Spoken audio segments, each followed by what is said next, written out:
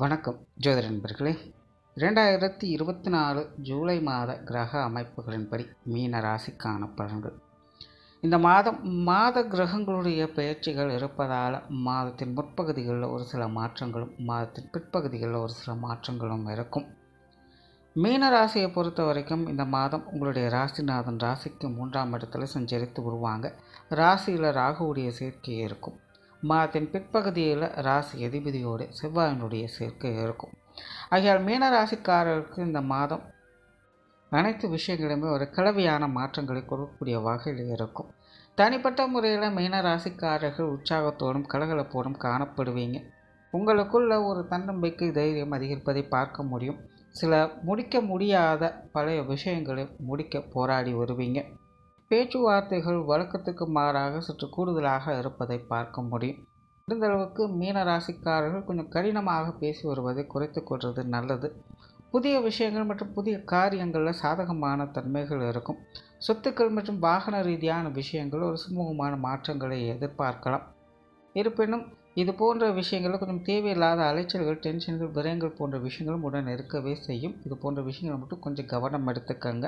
மற்றபடி விஷயங்கள், காரியங்கள் வகையில் ஒரு சாதகமான தன்மைகளை எதிர்பார்க்கலாம். பொருளாதாரம் சார்ந்த விஷயங்கள் ஒரு கலவையான அமைப்புகள் இருக்கும். உறவுகளும் உண்டு, உறவுகளுக்கு ஏற்று செலவுகளும் உண்டு. ஆகையினால் கணக்கு வழக்குகள் வைத்து செலவு செய்து வருவது நல்லது. குறிப்பாக மீனராசியை பொறுத்த வரைக்கும் இந்த மாதம் சுப விரயங்கள் சற்று கூடுதலாகவே செயல்பட்டு வரும். விருந்து விழாக்கள், கோவில் திருப்பணிகள், தான தர்மங்கள் போன்ற விஷயங்களில் ஈடுபட்டு வருவீங்க. இது போன்ற விஷயங்கள் மூலமாக உங்களுக்கு விரயங்கள், செலவுகள் சற்று கூடுதலாக ஏற்படுவதை பார்க்கலாம். கடன் சார்ந்த விஷயங்களில் கொஞ்சம் நிதானம் தேவை. கொடுக்கல் வாங்கல் விஷயங்களும் கொஞ்சம் கவனத்தோடு செயல்பட்டு வருவது நல்லது.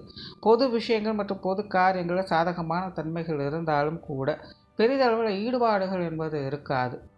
மாதத்தின் முற்பகுதிகளில் இது போன்ற விஷயங்கள் சமாளிக்கக்கூடிய நிலைகள் இருக்கும். ஆனால் மாதத்தின் பிற்பகுதிகளில் வெளி இடங்களில் கொஞ்சம் நிதானித்து செயல்பட்டு வருவதே நல்லது. ஆன்மீக ரீதியான விஷயங்கள் சாதகமான நிலைகளில் இருக்குது. பிரயாணம் சார்ந்த விஷயங்கள் திருப்திகரமாக இருக்கும். குறிப்பாக மாதத்தின் பிற்பகுதியில் பிரயாணங்கள் வகையில் சாதகமான அமைப்புகளும் ஆதாயங்களும் உண்டு. காரியங்கள் மற்றும் செயல்பாடுகள் வகையில் கடினமான முயற்சிகளுக்கு பிறகு ஆதாயங்களை பெற்று வருவீங்க. எதையும் ஒரு தடவைக்கு 2 தடவை யோசித்து செயல்பட்டு வருவது நல்லது. அவசரமில்லாமல் பொறுமையோடு செயல்பட்டு வருவது நல்லது.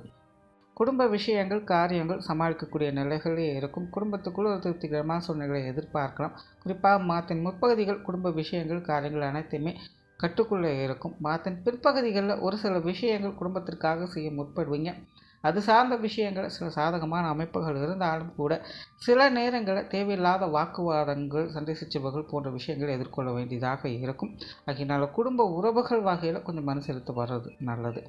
பெற்றோர்கள் சார்ந்த விஷயங்கள் இந்த மாதம் சமாளிக்கக்கூடிய நிலைகள் இருக்குது. பெற்றோர்கள் வகையில் ஒரு சாதகமான அமைப்புகளை எதிர்பார்க்கலாம். உடன்பிறப்புகள் சம்பந்தப்பட்ட விஷயங்களும் ஓரளவுக்கு சமாளிக்கக்கூடிய நிலைகள் இருக்குது. குறிப்பாக இளைய உடன்பிறப்புகள் சார்ந்த விஷயங்களில் சில சாதகமான அமைப்புகள் இருக்கும். இருப்பினும் உடன்பிறப்புகள் வகையில் சின்ன சின்ன முரண்பாடான விஷயங்களும் உடன் இருந்துக்கிட்டு தான் இருக்கும். கொஞ்சம் மனு செலுத்தி வருவதால் ஆதாயங்களை பெற்று வருவீங்க. கணவன் மனைவி உறவுகள் சாதகமான நிலைகள் இருக்கும். இருப்பினும் மாதத்தின் பிற்பகுதியில் இது போன்ற விஷயங்களை கொஞ்சம் கவனம் எடுத்துக்கிறது நல்லது. வாழ்க்கை துணையின் வகையிலிருந்து பெரும்பாலும் ஒரு கலவையான மாற்றங்களையே பெற்று வருவீங்க. ஒரு சில நேரங்கள் உங்களுக்கு சாதகமான நிலைகளை வேலை செய்யும். ஒரு சில நேரங்கள் கொஞ்சம் தேவையில்லாத டென்ஷன் தரக்கூடிய விஷயங்களாகவும் மாறலாம். ஆகையினால் கணவன் மனைவி உறவுகளுக்குள்ள கொஞ்சம் மனு செலுத்தி செயல்பட்டு வருவது நல்லது. குழந்தைகள் சார்ந்த விஷயங்கள் இந்த மாதம் ஒரு சாதகமான தன்மைகள் இருக்கும். மாதத்தின் பிற்பகுதியில் கொஞ்சம் காரசாரமான விஷயங்களுடன் இருந்தாலும் கூட கலகலப்பான விஷயங்களுக்கும் குறைவு இருக்காது. குழந்தைகளுக்கான சுப விசேஷங்கள், சுப காரியங்கள் போன்ற விஷயங்களும் உங்களுடைய பங்களிப்பு இருப்பதை பார்க்க முடியும். திருமண விஷயங்கள் மற்றும் திருவாக்கிய அமைப்புகள் அளவான அமைப்போடு தான் வேலை செய்து கொஞ்சம் நிதானித்து செயல்பட்டு வருவதே நல்லது. உற்றார் உறவினர்கள், நண்பர்கள் வகையில் ஒரு கலவையான மாற்றங்களை எதிர்பார்க்கலாம்.